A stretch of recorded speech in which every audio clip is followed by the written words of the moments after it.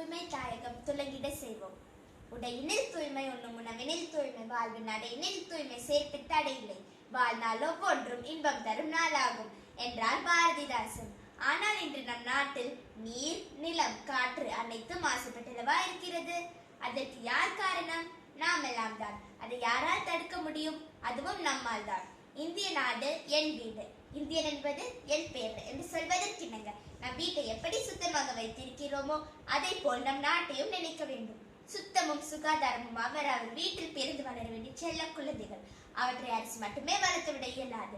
பெற்ற பிள்ளைகளை பேணி வளர்ப்பது போல நாமும் சுயமாக முயற்சி செய்து வளர்க்க வேண்டும். தூய்மையான இந்தியா என்பது நமது தேசத்தந்தை மகாத்மா காந்தியின் கனவாகும்.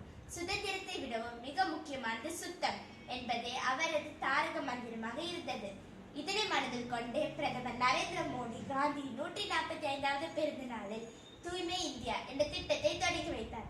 இத்திட்டம் நாட்டின் அனைத்து மூலைகளிலும் சுத்தத்தையும் சுகாதாரத்தையும் எட்டும் வரை தொடரும். தூய்மையான தாயகம் என்பதன் அடிப்படை நோக்கமே வீட்டில், தெருக்களில், அலுவலகங்களில், பொதிடுகளில் எல்லாம் தூய்மை நிலவ வேண்டும் என்பதுதான். நல்லதொரு தேசத்தை உருவாக்க அத்தேசத்தின் குழந்தைகளிடமிருந்து தொடங்குவதே சிறந்த வழியாகும். எனவே தூய்மையை விதைக்க பள்ளியும் கல்லூரிகளுமே சிறந்த இடமாகும். சொர்க்கம் என்பது நமக்கு சுத்தமுள்ள வீடுதான். சுத்தம் என்பதை மறந்தால் நாடும் குப்பை மேடுதான். சுத்தப்படுத்துவோம் முதலில் உள்ளத்தை, பிறகு இல்லத்தை, பிறகு வீதியை, பிறகு நாட்டை. அவ்வாறு செய்தால் நம் நாடும் சொர்க்கம்தான். வாருங்கள் வாருங்கள் நண்பர்களே, வளமான பாரதத்தை வலுப்படுத்துவோம். வாருங்கள் குப்பை குளம் அகற்றிடுவோம். வாருங்கள் நண்பர்களே, வாருங்கள். நன்றி.